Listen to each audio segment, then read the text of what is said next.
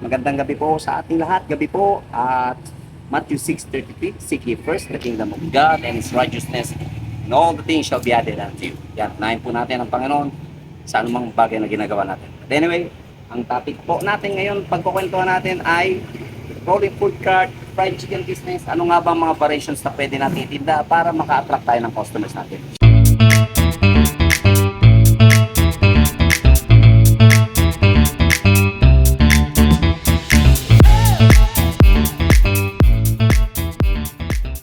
Siyempre, dapat competitive ka. Like dito po sa pwesto namin, may 5 pong nagtitinda ng fried chicken. So dapat meron kang your own strategy para makabenta ka. Ang strategy na ginawa ko po ay different kinds and different parts of chicken. Sandali lang. Yes, ma'am. Magnet po. 70 pesos po. Malalaman po. Pagnet Bulacan. Malaman po talaga, ma'am. Mabigat po. Hindi po chicharong hangin. Pili po kayo, ma'am, o pili po kayo. Pare-pareho po, ma'am, malaman. Pero, actually, ito, ma'am. Ito po, ma'am. Ito din po, pwede po. Ito po, ma'am. Malaman po, ma'am. Malalaki po kasi ito, ma'am. Ayong space po siya. Opo, opo. Maaampaw po. Binibigay ko po yung medyo maliliit para 6 po.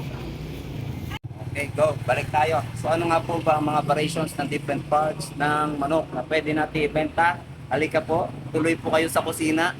Go. Ayun. Balik tayo. Medyo na raping bumili. Parang 10 tao yata. Yung variations ng ano. So, okay. Ito yung mga variations na may re-recommend ko sa inyo para maging competitive kayo. Especially pag nagtitinda kayo ng fried chicken. Okay, number 1, likat dito. Okay, ito po yung tinatawag nating chicken tail. Okay, medyo matrabaho po ito, but papakita ko po sa inyo kung paano i-prepare yan next time sa video ko. Ito po ay 5 pesos isa. Okay, so pag napilian po, pwede nyo na po gawin 4 pesos isa yan or 5.20. Malalaki po yan eh. Pwede nyo pong gawin 5.20 pagka napilian na. So yan po, number 1 is chicken tail. Secondly po, ito po nga mga breast, jumbo breast. Ang tawag po dyan ay breast bones. Tinanggal po dyan yung fillet. Ito po yung fillet actually. Ito po yung fillet. Okay, proceed tayo dyan mamaya. So, balik po muna tayo dito sa ano, breast bones. Maganda pagkakitaan to. Pagka malalaki po, pwede po sa 60 pesos. Pag medyo maliliit po ay 50 pesos. Okay, dalawa na. So, bago ko malimutan, you can sell also chicken skin. Maganda rin po ang kitaan sa chicken skin. 20 pesos po per cup. Bahala na po kayo maglagay ng amount. And the fourth one ay ang chicken wings po. Ito po ang ating chicken wings ay 35 po isa. Pagka napilihan po yan, pwede nyo po i-gawing 3, 100. Chicken wings, napakabenta po yan. Naputol po yung video natin kanina, marami po yan. And then chicken neck po, pang-5 na yata. So ito po yung chicken neck namin. Make sure po yung chicken neck nyo, wag po yung maliliit, no? Malalaki po ito, malalaman po. And then meron po kasing chicken neck na tigka 10 or 15 pesos na yung upper neck na tinatawag, yung malapit sa ulo. So masyado na po yung mabuto. Ang balat po noon ay kakaunti at puro buto na. So dati po nagtinda ako noon, nalugi po ako for 5 days ko tininda yun. So nag-change po ako sa jumbo neck na tinatawag po, o yung lower neck. Yung sama po yung balat na malapit sa dibdib. Napibenta po yan ng 25 pesos. Pagka napilian po, pwede nyo na po yung gawing 2.50. Sabihin nyo po ay 25, 40 pesos. No? Dati po ay 2.50, magiging 2.40. Okay? So the next one po, itong chicken fillet. Ito po ay pure breast or boneless. So ito po ay 35 or 3, 100. So bago nyo po iluto yan, naka-weigh po yan ng 80 grams. So susunod po ay yung tinatawag kong number 1. Yung number 1 na niluluto po namin ay ang drumstick chicken thighs. Subalit wala na po, naubos na po. Marami po yan kanina. So pwede nyo po yung itinda ng 35 or 3, 100. Pagka mga jumbo parts po talaga, pwede po yung gawing 40 pesos. So yan po yung mga parts ng manok na pwede nyo itinda. Ano pa ba yung na-list dito? And then, ito po. Ito pong lumpiang gulay ay mahalaga po yan sa pagtitinda ninyo. Yan po yung variations na pwede nyo itinda. Lumpiang gulay, toge, tofu. And then, ito po yung tinatawag namin chicken Shanghai. 10 pesos po isa yan. Okay, go. So kapag panambot po ang tawag dyan sa 10 pesos para pag namahalan sila sa ibang paninda nyo, meron silang preference na bumili ng lumpiang gulay. Still, mabenta po yan. Nakaka 100 pieces po yan sa isang araw po. Yes, sir. 25 po sa neck, dalawa 40 na lang po, sir. 60 po sa jumbo press, dalawa 100, sir. 35 po, tatlo 100, and 30 pesos po dito sa chicken thigh. Breast fillet po, pure meat po yan na bolo. 35 po yan, sir, 30 na lang po dito. Ilan po, sir? Bar, sir? 10 pesos, sir, siya. Apat na siya. Minute ha. Yung Shanghai nyo, dapat hindi lang suka ang may offer nyo sa kanila. Dapat meron kayong special sauce. Ang special sauce namin dito ay ang sweet chili sauce made of chili and garlic yon. So bigyan nyo sila ng suka, bibigyan nyo rin po sila ng sweet chili sauce. Ganun din po, hindi lang po gravy ang mai offer nyo sa chicken nyo, sweet chili sauce din. Lalo na po sa mga chicken fillet, masarap po dyan na sauce ay gravy, suka, or kita mo na, wala ka ng suka, sweet chili sauce, eh, suka sa ito. Yes, sir.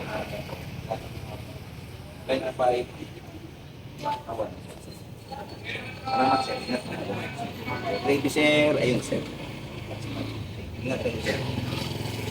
Yun, praise the Lord, nakabenta tayo. So, yun, balik tayo sa lumpiang gulay, no? Mahalaga yan. Dati nakakabenta kami niya sa isang araw 20 pieces lang. Ngayon, maabot na kami sa hundreds. Hindi naman hundreds, 100. Yung chicken Shanghai, dati pa 20-20 lang, nakaka 100 pieces na kami. And then, yun nga, panambot yan. Para pag ayaw nila bumili ng chicken, ay mahal naman, 30, 60. Magkano sa lumpiang gulay? 10 po. Okay, lumpiang gulay na lang. So, another thing na pwede mong idagdag variation sa paninda mo ay bagnet. Ito pong bagnet ay pwede kang kumita dyan ng 10 hanggang 15 pesos. So, wala kang gagawin dyan, gawa lang ng suka, pwede kang makakumita dyan ng 15 pesos. Sa isang, ang benta namin ito ay 70 pesos. So, pinapatinda lang po ito sa amin. Makaka 15 pesos ako dyan sa isang piraso.